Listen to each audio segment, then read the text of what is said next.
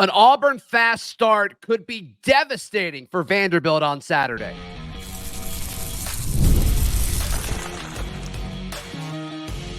You are Locked On Auburn, your daily podcast on the Auburn Tigers. Part of the Locked On Podcast Network, your team every day. Yes, welcome on into Locked On Auburn, your daily Auburn Tigers podcast. I'm your host, Zach Blackerby, and thank you so much for making Locked On Auburn your first listen every single day. It's a bonus show with our guy, Jake Crane of Crane and Company. I want to get your prediction for Saturday, Auburn, Vandy, and what's it mean if Auburn does pull this off. But you and I were talking before we clicked record. A fast start for Auburn is crucial and could be devastating for Vandy. Yeah, first off, great to be back. I know some of you it's been too long. Probably. Yeah, it's been way too long. My fault. Oh, no, you're good.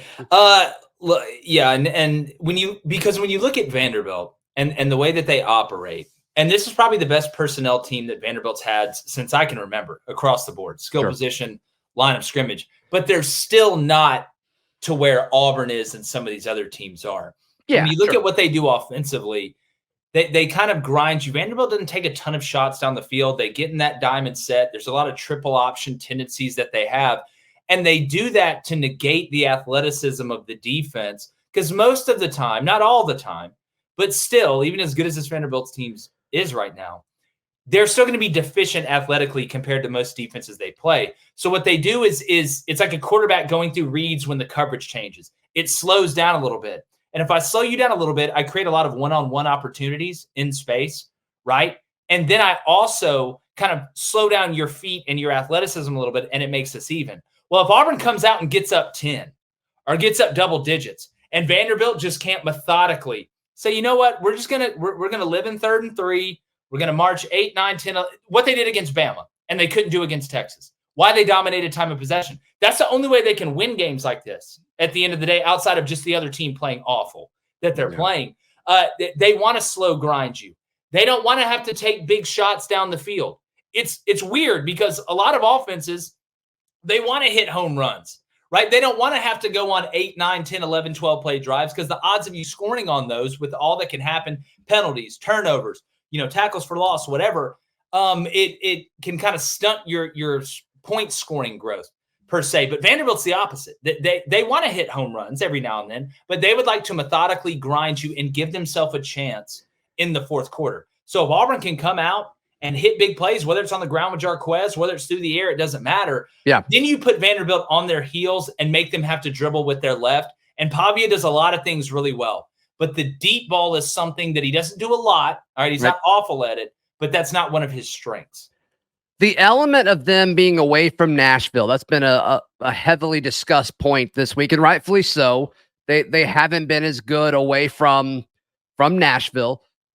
Do you think – I think Jordan Hare's going to be electric on Saturday. I think they haven't had a home game in a month. Mm-hmm. I think this fan base is going to get after Pavia from what happened with New Mexico State a year ago. Like, I think this fan base wants to make sure they're heard on Saturday, and I think that's going to play into this. Yeah, well, one of the best compliments I think you can give Auburn is the fan base is always going to show up. Yeah. It doesn't matter, and now it's in basketball too. When you look at Auburn fans, the fans are never the problem. They show up and show out. They're going to be loud because that's who they are, because they love Auburn for Auburn, right? Not just for a specific reason. But if we're going to play the game of, who plays better on the road, Auburn hasn't done anything on the only thing Auburn's done on the road is the same thing that Vanderbilt did. They went and beat Kentucky. Good so I don't think that's something that really to harp on, but I do think this game they lost. Was it Georgia Southern? Georgia State. I think that Georgia that State. May have been, yeah. I can't remember if that was a neutral site game or if that was actually at Georgia State, because they beat Virginia Tech at home, then didn't handle the Prosperity well. But I mean, look, you look at Auburn. Hadn't really done that much away from home until last week, which was great. My whole point is I think this is personal for the players. Everybody's going to talk about at Georgia State. It was at Center Park Stadium. I'm assuming that's where they play. Yeah, when we played him, it was in downtown Atlanta. I'm trying to maybe they got a new stadium. I don't know. I love that Del McGee's there. I love what Del McGee's doing. But I think this is personal. Everybody's going to talk about how it's personal for Diego Pavia. dude, this is personal for Auburn. And Yes. it's even more personal for Hugh Freeze because Diego didn't just do it to him when he was at Auburn. He did it to him when he was at Liberty, too. Oh, yeah. Yeah, Diego's going for a three-peat against Hugh Freeze. So if you're an Auburn player, New Mexico State came into your house, took your remote, cooked your food, and then took your money. And it wasn't close. That game wasn't close. No. Like the App State-Michigan game or anything like that. They just beat Auburn up. So this game is really, really personal, I think, for the Auburn players. And I think it's even better, even though Vandy isn't the biggest brand in college football, that he's at a more established brand, because then it'll hurt even more. So I think you're going to see a version of Auburn that should be a little bit more confident now that they got that win against Kentucky.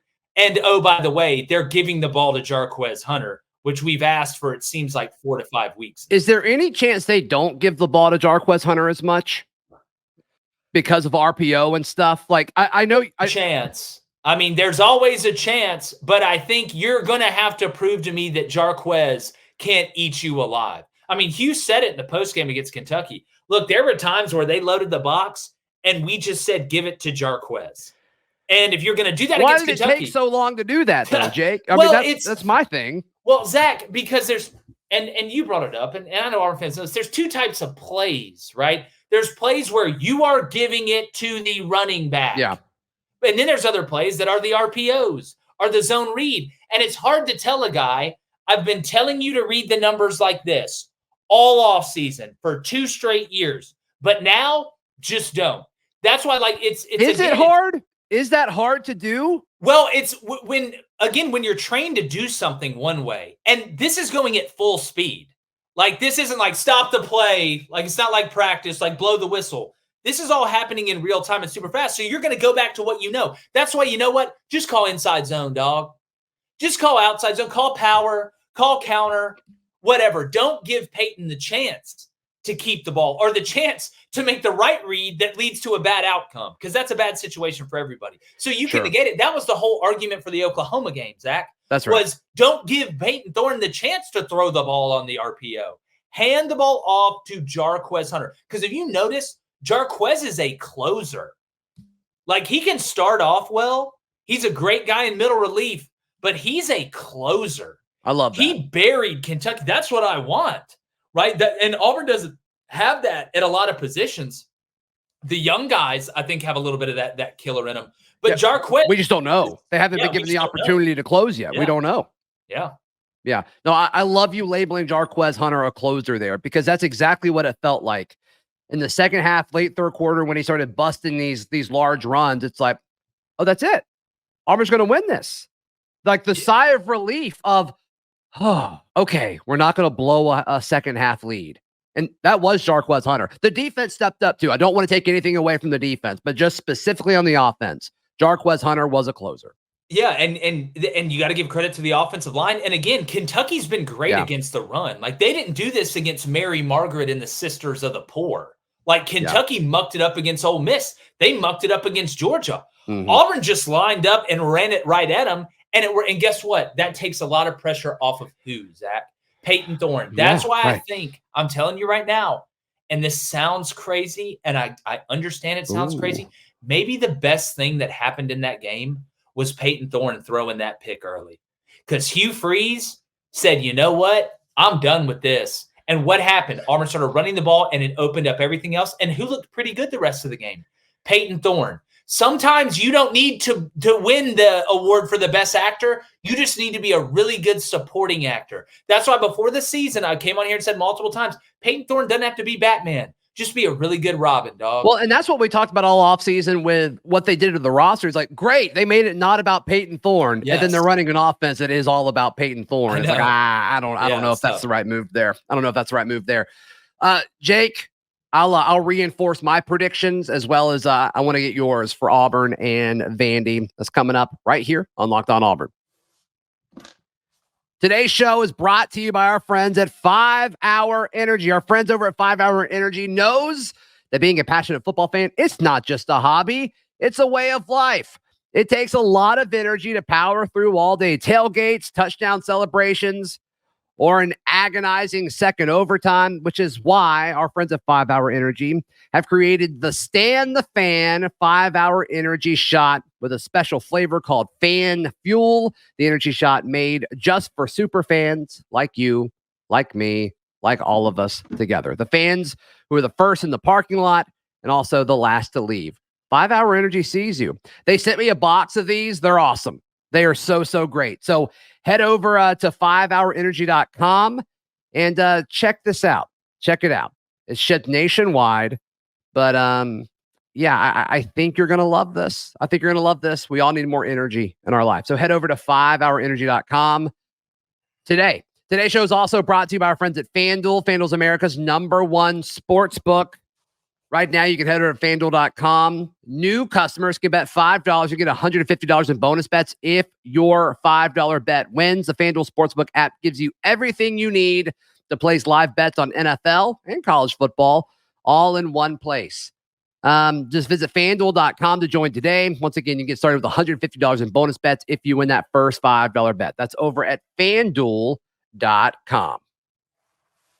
Jake Crane of Crane & Company hanging out with us as we now jump even deeper into Auburn and Vandy. Auburn's been a touchdown favorite, essentially, 6.5 points for the vast majority of the week here.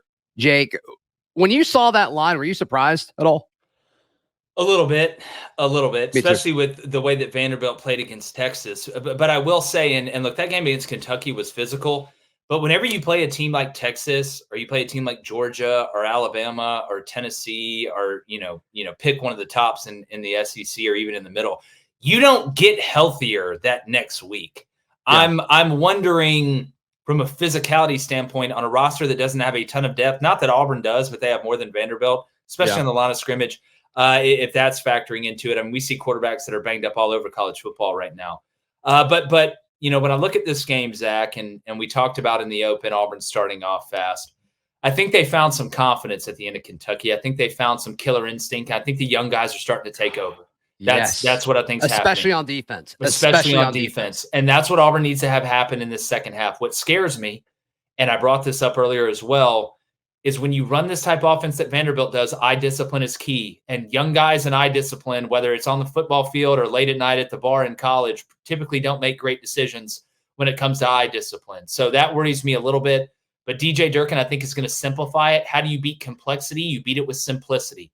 And when you have young guys, just let them run, right? Line them up, tell them who to get. Be versatile enough to have answers, but don't be too versatile and cause problems. I think Auburn finds a way. I think the ground game really is going to continue to churn. And when is Rivaldo Fairweather? When are we going to see it? Like that's been one of the biggest disappointments to me throughout the year.